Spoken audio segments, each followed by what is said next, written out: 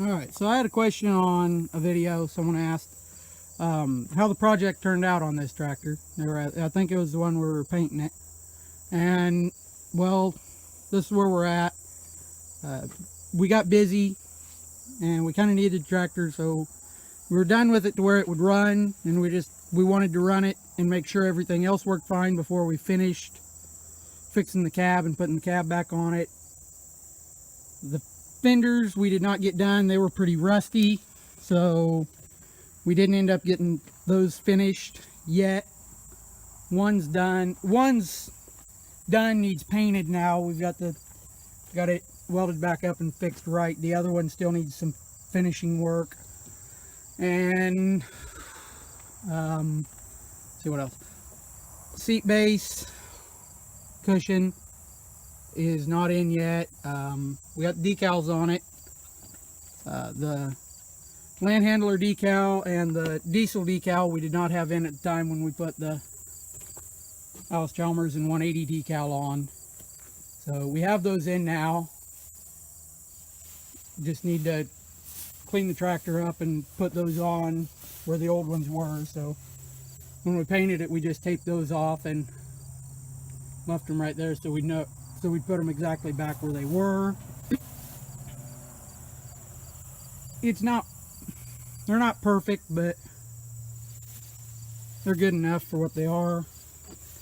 The paint might not be perfect, but we're not professional painters by any means. So it ain't bad. The tractor runs good. This winter we'll finish the cab, and I think we're gonna figure out how we're gonna put an air conditioner on it. I think we mostly have it figured out. We just got to figure out how we're going to drive a compressor. And I think that's pretty much it. I got a few pictures. I'll make a slideshow video of when we were putting the decals on, you know, cleaning that up. And the hood actually turned out, oh, this isn't the side that was all dented up. We beat it back out. It don't look too bad. It's not perfect, but that's pretty good for how bad it was up here. It ain't perfect. It's a little dirty and dusty right now, but it's better than what it was. So, and it works. There's the original plate. We taped that off. That's the dealership it originally came from in Hiawatha, Kansas. Okay, so I'm already on the topic of making a video about answering people's questions and comments on the restoration videos in the series on this tractor. So the one where I retimed the injection pump, actually, where Dad and I retimed the injection pump and ran the overhead, someone had made the comment that they thought we had a bad liner. They thought we had a liner seal leaking, because of the fact that when we pulled the valve cover off, it was pretty crappy. There was a lot of crap buildup. But in this case, it's not because of having diesel fuel in the oil. There was no diesel fuel in the oil. What happened with this tractor is, all it ever done, we bought it from the original owner, actually a family member of him. That guy's sadly dead and gone now, but we bought it from a family member of his at an auction, and all this tractor really ever did was feed hay. It pulled a baler once in a while and ran a swather once in a while, but mostly it just fed hay. So in the winter, when it would get started up and not run very long, that allows some condensation buildup, and that's what happened there. It's not from having diesel fuel in the oil. I don't have a bad liner. We've ran it enough now. We've worked a little bit of ground with it.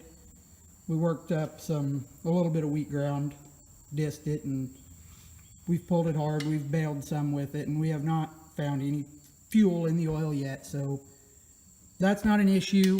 I appreciate your concern. If the person that commented that does watch this video, I do appreciate you trying to help me with that.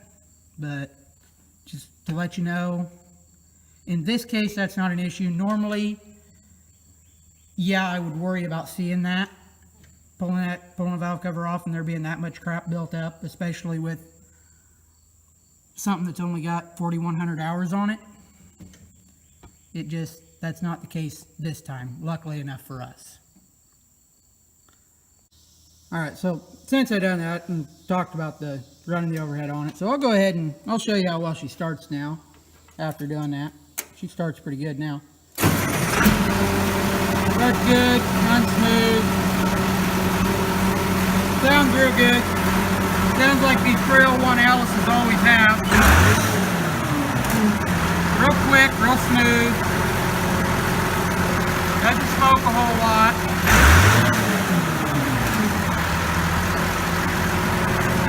Just a all around really good engine. That's got pretty low hours on it, luckily for us.